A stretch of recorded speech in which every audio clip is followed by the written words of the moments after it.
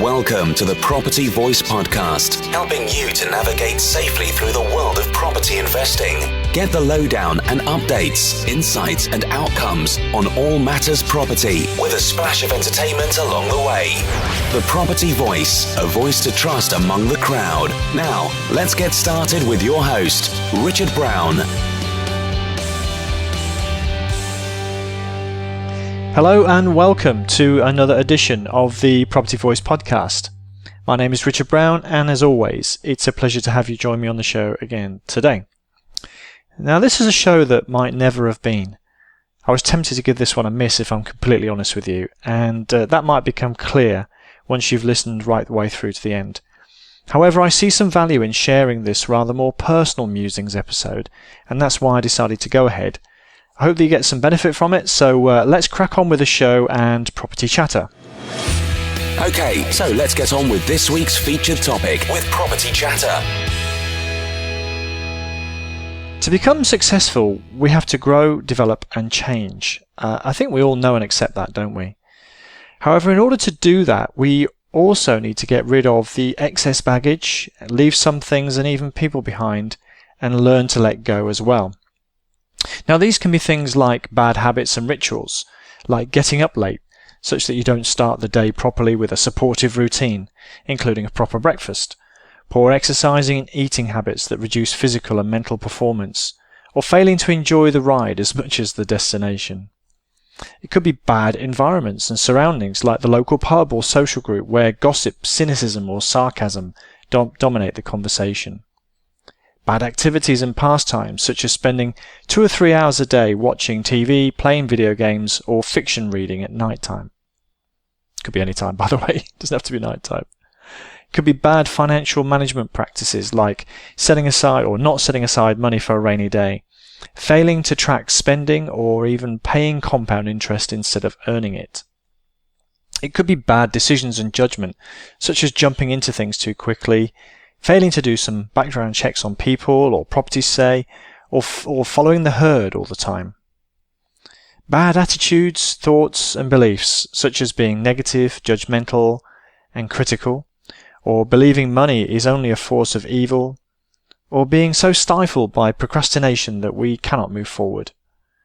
And finally, of course, bad people, such as those that encourage us to do any of the above things, bring a bad energy or vibe into our life, or are just a source of problems and challenge rather than solutions and support. And there's one common thread that runs through all of these bad things: fear. Fear can hold us back from making the changes we know we really need to make. And with regard to people, we may fear rejection from people we care about or even love. We may fear falling outside of the crowd. Or we may fear being judged or ridiculed by people that play a significant part in our lives. It's also a fair point to point out, perhaps surprisingly, that there are many positives that will arise if we are brave enough to shed the excess baggage and let go of what or who are bad or negative influences on us. In order to illustrate the point, I will share with you some personal experiences of my own. To be honest, in some increasing degree of difficulty. These are experience number one, if you like. Many of my favourite TV programmes. It's going to start easy. It gets harder. Experience number two, my corporate career. And experience number three, some people close to me, including family members. So you can perhaps guess which is the most difficult one. But starting with TV.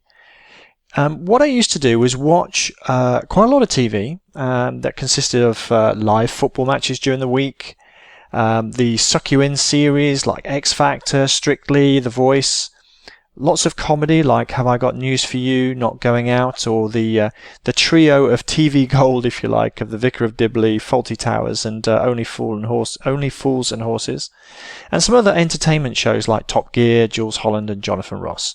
I'm sure there's a few more.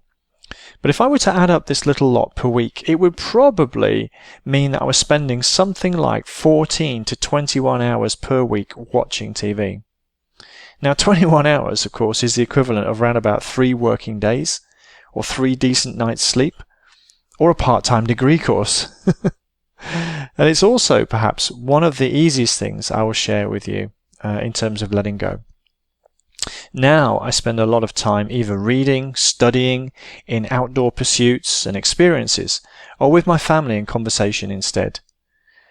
I was distracted and entertained for sure, but that diet of TV, sport, humour, music and entertainment. However, now that I have rid myself of that, or much of that at least, I have more time available to do more positive and uplifting things instead.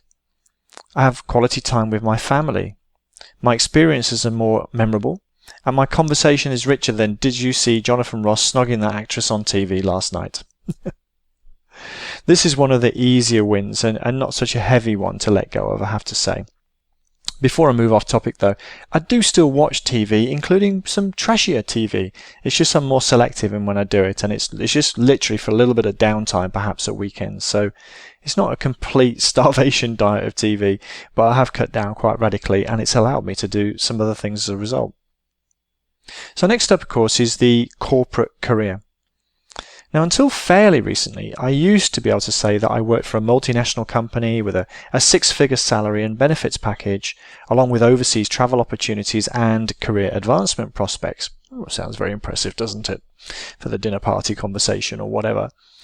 But I was also at risk of redundancy or other job insecurities outside of my direct control. I had to contend with mind-numbingly poor strategy or policy decisions, and sadly I encountered people in positions of power that, couldn't help themselves but to practice workplace bullying. You could say that I was a wage slave, a highly paid one, but a slave all the same. A few years ago, my employer at the time announced that all of the sales and business development teams of that particular business were to be placed at risk of redundancy. Every single one of us, and there's quite a few. At that point in time, I had been considering my options for a while. I'd built up a modest property portfolio on the side of my day job, and whilst it was doing well, it was at the stage where it was not generating enough income to replace my salary in full. I knew that one day this would happen, and it was also my goal to lead a more free lifestyle anyway, away from the big corporates. So, basically I just asked what the redundancy package was. I was told that I shouldn't worry, and that I was personally not at risk in any way, and that there was a job there with my name on it if I wanted it. However, I persisted, much to everyone's surprise, with following the redundancy route. Now, because I opted to take the package and leave, I didn't get any favours, apart from the basic deal on the table. However, with some of the tax breaks and coupled with some adjustments in my lifestyle and spending, I had enough money as a burn rate, as I call it, to survive 6 to 9 months with no other income source. Obviously, adding in my property income, I could top that up a bit further, but I'd made a calculated decision to leave then, rather than play the game and stick around in the new role that was offered to me, but really did nothing for me for a couple of years before hoping to be in a better position to do so later. Now, at the end of my first year of after leaving, I was able to look back and appreciate that I had earned enough money to fully replace my previous salary.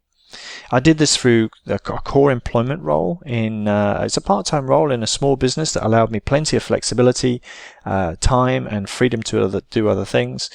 I had my existing portfolio rental income, of course, which I added to throughout the year. Plus, I flipped a couple of properties to plug the gap. Most of all, though, I was free. I was independent, and I was doing what I really loved to do nearly every day of my life. I could no longer say that I was working for such and such a respected international business, and if people did ask me what I did for a living, they were quite puzzled with my response of, well, I have a portfolio career. A little bit of this and a little bit of that, if you prefer. I didn't have my elevator pitch nailed down particularly well at the early stages, I can tell you. However, now I wake up early, more out of choice than necessity. I can honestly say that I love what I do every day, and I do not consider it to be work at all. And most of all, I can be anywhere doing it as well. It's a kind of a Tim Ferriss lifestyle, if you like, a location-independent lifestyle.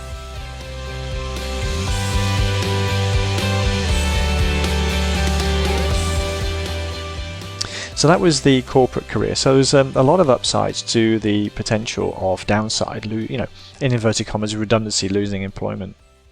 But as we get a little bit more, deeper into the conversation, obviously it gets a little bit more personal. And so my last area to share is some people close to me. So I guess if we drew out a list to represent people with whom we have a relationship with, it might look something like this in terms of descending order. So you might start with your partner or significant other. Second, you might have your own nuclear family. So if you're a partner and you've got children, that would be so. It could include your parents, brothers, sisters, and your wider family next. Then you'd start to look at your close friends, your general friends, before work colleagues and general acquaintances maybe. So if you like, a list of about 6 different categories. And I guess over time, I've had to let go of people within each of these categories. And it's a difficult thing to share and open up with in some cases, as I'm sure you may appreciate. In fact, I was, as I mentioned, pondering on not having a podcast show this week at all, in fact, as the only thing that was in my head to share this week was this topic of letting go. And I thought it might be too painful. However, I decided to record the show and share some of my personal experiences so that you can see how a good can come from a bad, and that there is support as well as challenge in everything. In terms of the top 3 of my general family, my nuclear family and my partner, I've had to let go there too. Now, some of these are through loss and the grief that causes, such as grandparents and some older aunts, for example. However, closer to home, I've had to let go of a sister, a daughter and a wife. In some cases, they may not be gone forever. In fact, I hope that may be the case with my sister and my daughter, as you could well imagine. However, in each and every case, I've had to let go in one way or another. So I'll start with my ex-wife. 18 years together and 2 children meant that this was a pretty embedded and important relationship in my life. And like many marriages, it had its ups and downs. Many things that were wrong because of me too, I hasten to add. However, what brought it to an end was a horrible and destructive addiction to alcohol. My wife had become an alcoholic. I will, however, spare you and indeed her from the details. Suffice to say that when I went to see a doctor myself one day, a few years in, he shocked me by saying that I too had become depressed, and he was prescribing me with antidepressants and indeed a therapist. I knew then I was in some kind of serious trouble. And my children were still quite young and they were dependent, and they needed at least one parent to be capable of caring for them, so I decided it should be me. To cut to the end of the story, I never did cash in that prescription, nor did I get further than a telephone call with a therapist, and when I went to see the doctor 3 weeks after that initial visit, I told him that I knew what the cause of my depression was and how I was going to fix it. I decided to leave and get a divorce. He was amazed, not because of my decision as such, but that I was able to take full control of my situation and act positively and decisively. He actually wanted to bottle what I told him and prescribe it to other patients, not so that they could all get divorced, you understand. It was all about taking personal responsibility, decisive action, and ending harmful relationships. Now, if I fast forward a few years, I've remarried, and I can honestly say that I am happy and content. There was a lot of water that needed to pass under the bridge following the divorce, of course, but I made it through to the other side. I had to let go of someone that I loved to save myself, however. As tough a decision as that was, it was a decision that possibly also saved mine, my ex-wife's, or indeed my children's lives, quite literally. As for my sister, I changed and she changed is basically the cause of the conflict. However, the conflict seems to be born out of jealousy, false expectation and harsh judgment, if I'm totally honest with you. In truth, I don't fully understand what has happened, and despite trying to talk and understand, there seems to be a void there somewhere. However, here's the point. I could sit and ponder, reflect on the what and the why, and try to move heaven and earth to fix things here. Or alternatively, I can choose to accept them as they are instead. Of course I tried. But at some stage, you really do have to put yourself first. You cannot change the other person or the situation if they don't want to. However, what you can change is your own attitude and approach. I have, therefore, decided to accept that there is a winter season between myself and my sister, and to move forward instead. The spring may come one day, but for now, the winter is here for sure. The positive side to this, though, is that I've also given up the worry and anxiety, which can be all-consuming and debilitating. The silence also means no drama. It's no more, and I've accepted the situation as it is, and that's created an inner peace at least. I hope this story has not ended, but even if it has, I found a way to let it go and let it be, such that it no longer pulls me down mentally or emotionally anymore. My thoughts and energies have therefore been released as a result. Now finally, my daughter. I have 3 daughters, 2 through my first marriage and 1 through my second. My eldest daughter was recently diagnosed with a mental health condition. Before that, I knew all was not well for several years, but frustratingly there was no diagnosis to work with. As an aside, if you have ever had any dealings with child mental health, then this is something that really needs to change, because as the delayed diagnosis also delays treatment and as a result destroys lives. But back to the story. However, and once again, to protect those involved, I'll keep the information to a minimum. My daughter lived with me for a time and then she left to live with her mother. As I say, I'll spare the details. However, as a result, she did not speak to me for a year and a half. After a fairly brief reconciliation, we find ourselves in a similar position once again now for another 6 months, so far 6 months of silent treatment. It hurts like hell, I can tell you. However, with many a sleepless night, unanswered message, call, text, letter, and so on, there's a limit in what you can do when the other person does not want to. So I decided once again to accept the situation as it is and let it go. I'll never give up on my daughter, but I have to let her go for now. The acceptance of the situation is once again liberating. I can live my life again without the constant focus on my daughter and how she is, not only towards me, but also with regard to her condition, of course. I actually have no choice, and so no control, and so my decision is to let it go, at least for now. It's the only one I have left that will spare my own hurt and sanity, really. However, the upside, you might be surprised to think there is one, but the upside is that I can function, I can give attention to my other loved ones, and I can be ready and in good shape if and when my daughter comes back and wants to reconcile again. I am free from the worry, the hurt, and constant attempts to push on a closed door too. My energies are free to be channeled elsewhere now.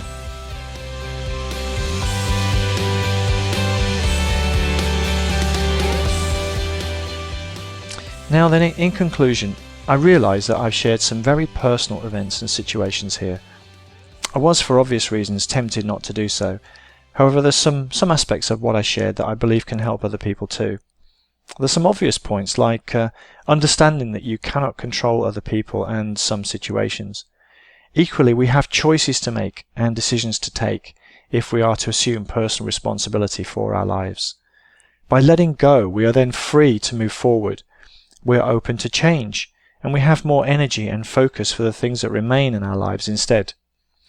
Is this relevant to property investing?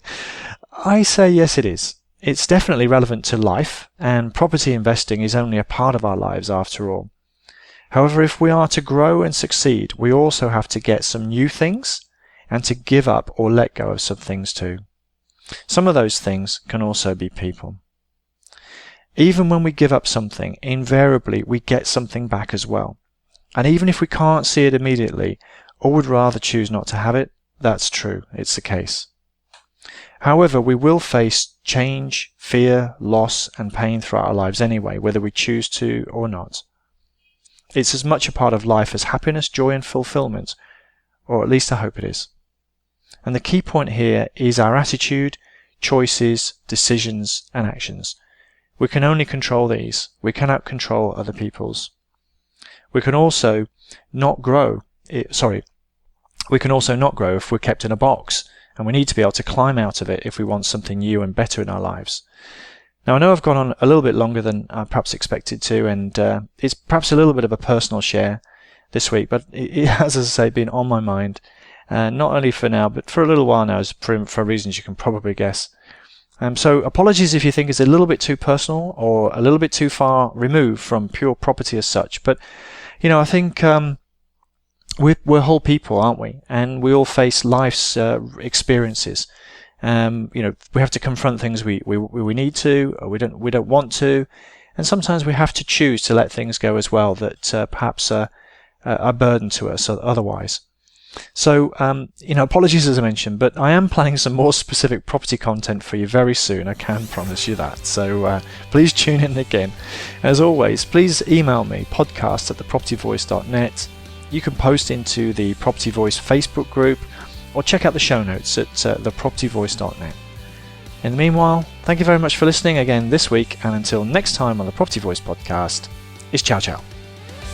Thank you for listening today. Now head over to thepropertyvoice.net for more inspirational content and get updates through our mailing list. Join us next time on the Property Voice podcast. And if you enjoyed the show, please don't forget to rate us on iTunes.